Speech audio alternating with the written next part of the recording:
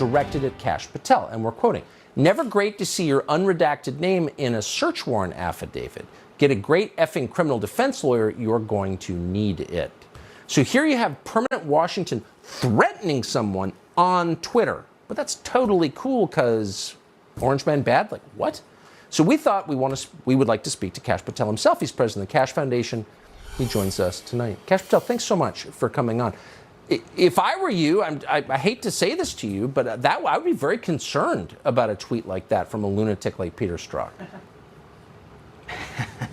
Well, you know, Tucker, as a former national security prosecutor and as the lead investigator for Russiagate, my investigation that I ran with Devin Nunes is the reason Peter Strzok got fired, along with 16 other FBI officials, including Andy McCabe, Lisa Page, Comey, and the like. And their corrupt cabal is back, being escorted out the door, as you just reported on Friday. So the corruption continues, and their bias and their hypocrisy knows no bounds. But of course, they're shameless. As a former national security prosecutor, and Peter Strzok, as a counterintelligence head agent, knows that American citizens' names in search warrants are supposed to be redacted. This DOJ, with the same leadership that authorized the Russiagate, is now back in charge, had gone in to intentionally lift a redaction of just my name and then redact the next 7 consecutive pages.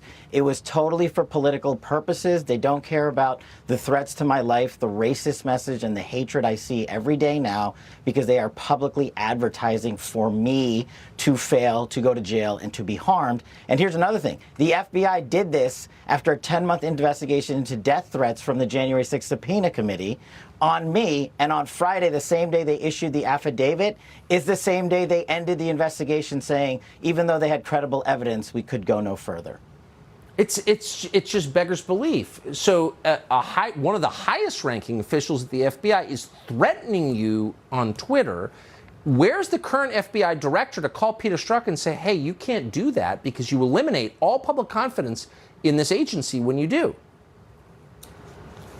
Well, the current FBI director, Chris Wray, was the FBI director when we ran the Russiagate investigation, and he had the opportunity then to expose all the corruption at the FBI, and he failed, and he's been covering up since. Look, we said since the beginning, we got out 60% of the documents for the Russiagate investigation. 40% remained. President Trump declassified those specific documents, and this entire raid on his house, I believe, was to prevent the disclosure now that the government gangsters are back in charge of their corrupt activities from Russiagate on down, because now that they have an open FBI counterintelligence investigation, they will shield any release of documents because they will say we have an open investigation. Congress has a lot of work to do, and I'm glad whistleblowers are coming forward. They need to be doing so in droves.